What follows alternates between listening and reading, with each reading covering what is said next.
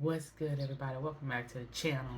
This is Constant Sports. I am your host, Constance.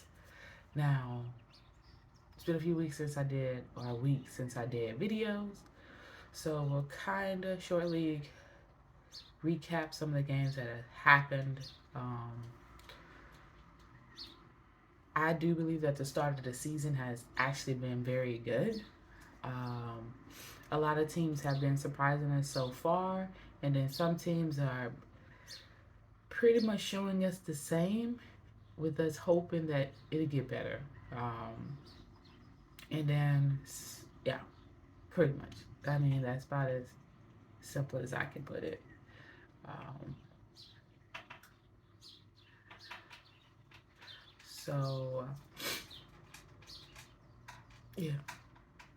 So, the Chicago Sky have been surprisingly um, really good. They, like we know, the pieces, like I said, the pieces that they put together after the loss of some of their players have really been working in their favor.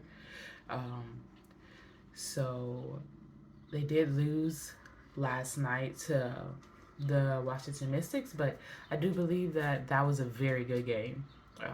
Both teams are at that same level. Uh, it was a hard fought game. Pretty much it was a game until the last seconds, with Washington coming out 71-69. But for the last minute of the game was tied, or one team was ahead by 2 points, one team was ahead by 3 points. So that was a very hard fought game, which is, in my opinion, okay. Okay for Chicago to lose, because they didn't lose to a team that they should have won against. They played a hard fought game against a very good team. And Washington has stumbled a couple times so far this year. I mean, I think they played the most games out of everyone. But yeah, Washington Mystics plays the most games out of everyone so far. Their record is 2-2 now. So it doesn't look bad for Chicago in that sense. So I'm not really holding that against them. They played a really hard fought game against a really good team, and that team you know, just came out barely over them. Uh, the Sun are 3-0. Um, they have continued to keep to who they are, even without their head coach. Their defense, their quickness, their toughness, and their abilities to make difficult shots at those moments is their identity for Connecticut, and they are still sticking to it. Like, it doesn't matter apparently who's their coach. That's who these players are, and they're showing that, and they're having a very good start of the season. I really hope that this continues on. I mean, you have to think Connecticut was just in the finals last year. Yes, they don't have some players that were key for them at that time, especially when it comes to, like, their head coach. Um, but like I said, that core is still there. Dewana Bonner is still there. So let's see if they can ride this out. This is going to be exciting. Um, I know that the Liberty got a win on Sunday. They beat Indiana, and I know a lot of people were. It was a big game, you know. Stewart scored like 45 points, and that's amazing. That's a lot of points to score. Um, but in me looking at it, I was like, you score 45 points, right? Liberty scored 90 points. Indiana scored 73 points. To me, that's the downfall. Is that you let Indiana still score 73 points on you, and You scored 90, which is good, but you beat Indiana only because Brianna Stewart had an amazing game.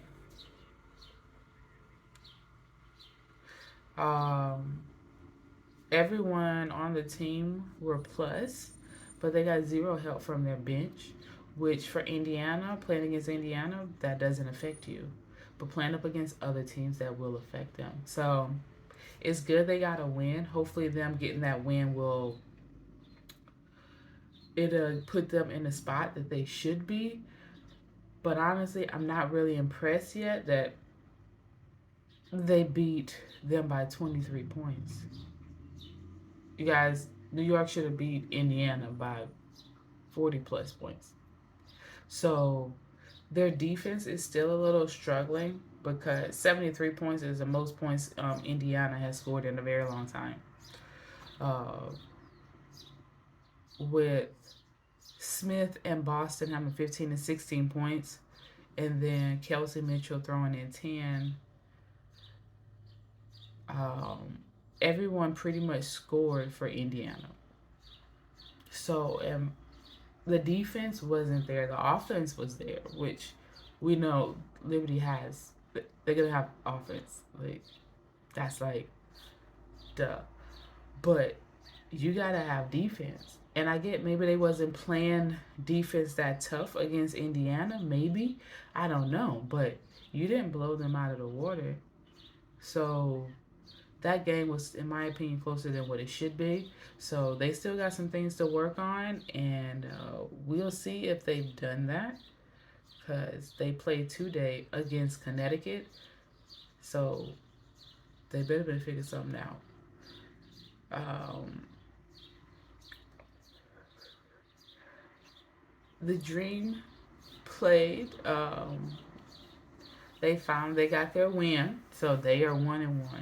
They played against Minnesota, who Minnesota is still struggling a little bit. They're still trying to find their identity. From what I can tell, they had a very good game. They had a very very good game. When did they last play? They played on Thursday. Yes, they played on Thursday against the Mercury. That was a very good game. The Lynx lost, but they fought with the Mercury. At one point, I thought the Mercury was going to blow them out, but they fought back. They started playing their defense. The Minnesota has always had a very good defense. So if they just continue to lean on their defense and then work in the offensive plays, a lot of their star players have trying to figure it out. Powers played a lot more this game than she did the other two games, and she did really really well. I think she ended up scoring 20 points. She was the leading scorer for the Lynx. So it's the start of the season. Everyone's still trying to get their legs under them. Some people already have them underneath them, but so they just got to continue to work it out. I mean, Shepard had 13, Mitchell had 12, Diamond Miller had 13, and with Powers coming off the bench and she gives them 20, that's very, very good. So they're just still trying to figure out their identity, I believe, on the offensive side. The defensive side, they're a very good defensive team. Cheryl Miller, or Cheryl Reeves, she was always her defense has always been tough on her teams that she's coached.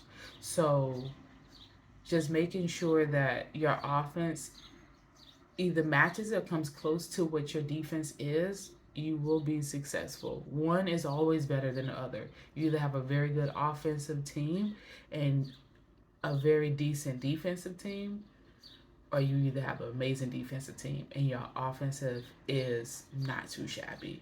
You can hold your own, and with your defense, it puts you over the rest. So they just got to figure out their offensive side of the ball, and I think they'll be fine.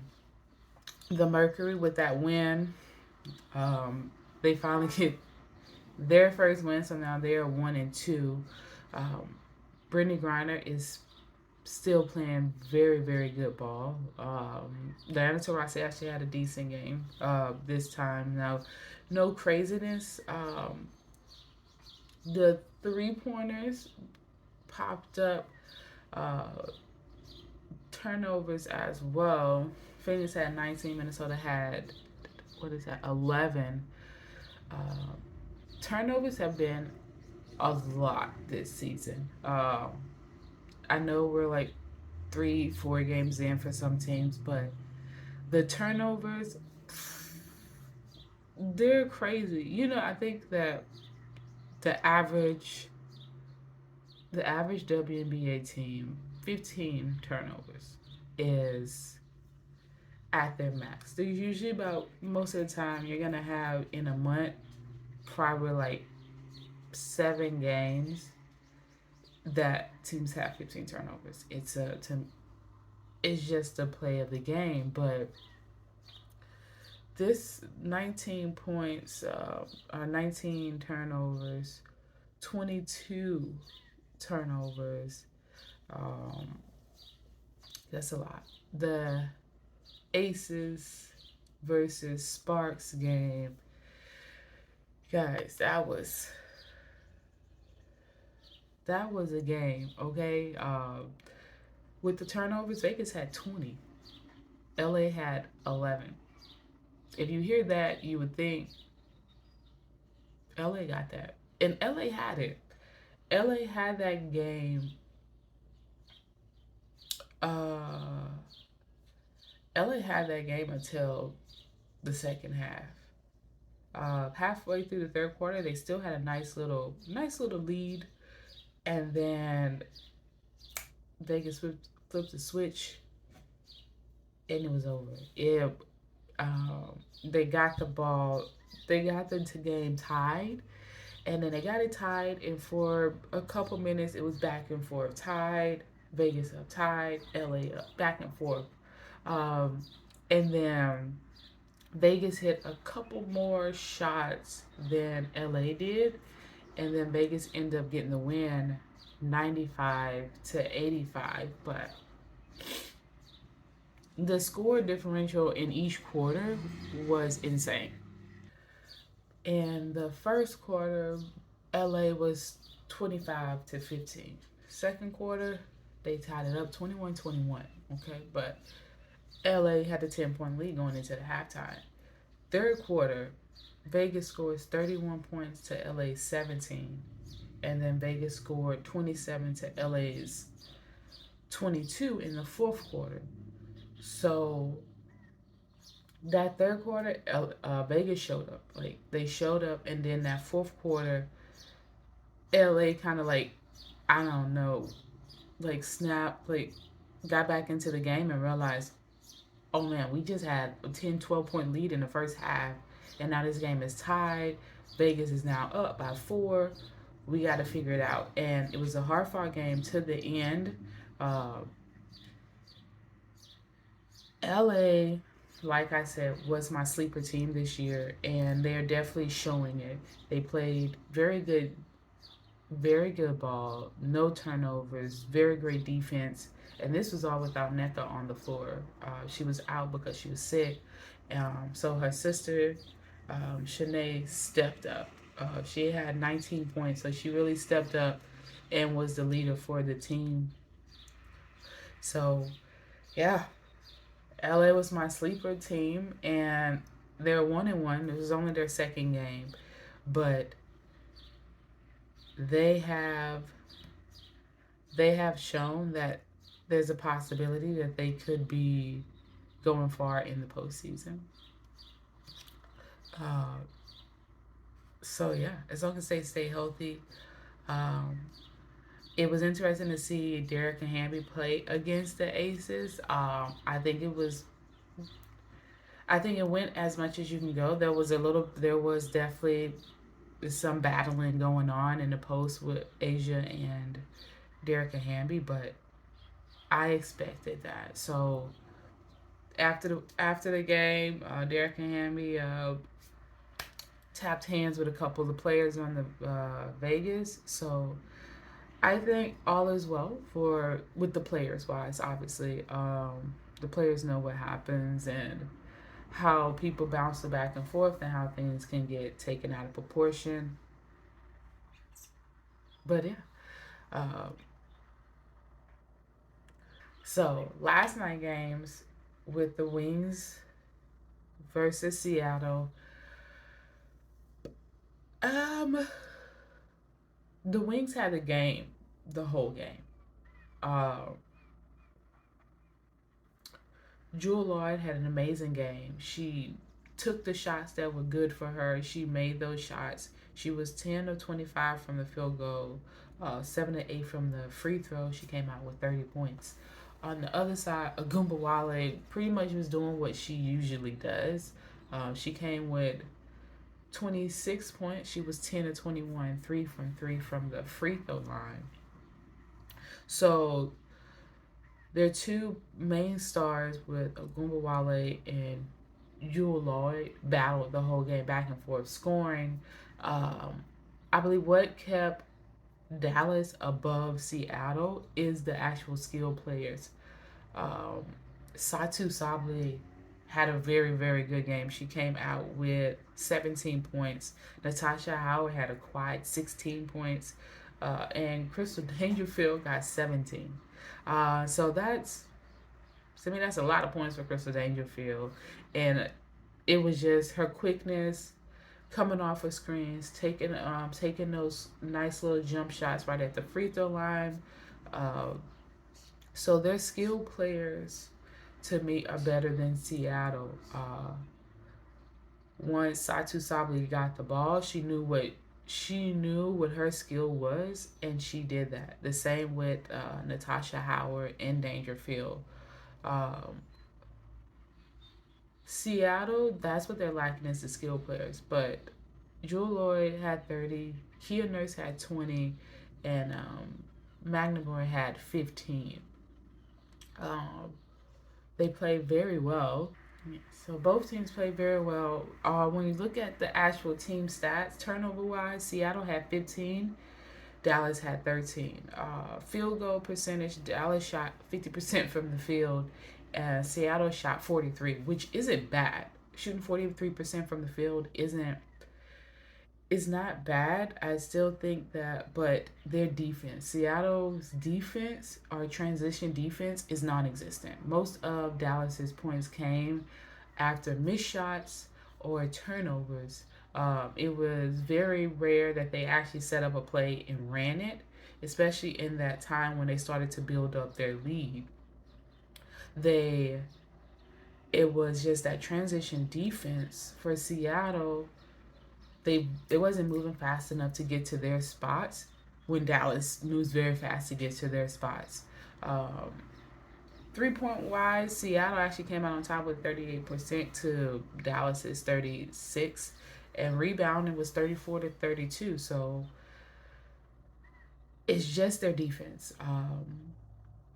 Their transition defense just has to get better, and their setup defense. If you have a great transition defense, then your half court defense, we can see what it is. Like, if teams just score on you in transition, then no one ever knows how you actually play defense. Because your transition defense is what stops them, and you want them to play half court ball, or make some shots, not do any turnovers. But like I said, Seattle only had 15 turnovers, which is about the WNBA's average. So there's still a little bit that Seattle needs to work on, but we all knew that. With Brianna Stewart gone and Sue Bird, they definitely gonna have to find people to take over those positions. But I do believe Jewel Lloyd, Kia Nurse, Magnavore, and Russ will all come together. They just need that fifth person. Find who that fifth person is to see who is gonna step in. Their rookie Horston, she She showed promise in the first game, and I do believe that she'll do much better than what she did in yesterday's game. She didn't really contribute at all. Um, but I think that they're showing potential. I know they're 0-2 so far this season, but they're showing potential to not be a bad team. So we'll just wait and see, really. Um, so today we got a couple of good games today. Um, Vegas will be getting their championship rings today, raising the banner. They'll be playing up against LA again. Uh, so I do believe Derek Amber will also be getting her ring tonight as well. It's supposed to be like an amazing show. They have some very good performers that are performing. I've never seen something like this at a WNBA game, and I love it. I love it. The Las Vegas ownership is showing what all owners should be able to do for their teams, and I'm here for it. I love it. I can't wait. Um, and that's the night game. It comes on at 6 o'clock Pacific time, so obviously 9 o'clock Eastern time, which is a little late, but it's gonna be a good show. How these two teams played each other a few days ago, this is gonna be a good one. And then we have Connecticut playing the Liberty this morning, 10 o'clock my time. So that's gonna be the game to me that shows if New York is close to Connecticut or Washington and Chicago. Those are the three teams in the East that the Liberty have to overcome. I know WNBA doesn't do the Eastern Western thing, but in our minds they still do. Okay, it's still a thing, right? Like you're looking at Vegas and LA for the West right now because I'm not seeing Seattle being able to compete with both those teams, and Phoenix is up and down right now. So you got LA and Vegas, right? And then on the East Coast you have Connecticut, you have Washington, you have Chicago, and then you have Liberty. Those are four teams that could potentially be battling it out to see who comes in that second, third spot in the WNBA. So the Liberty have to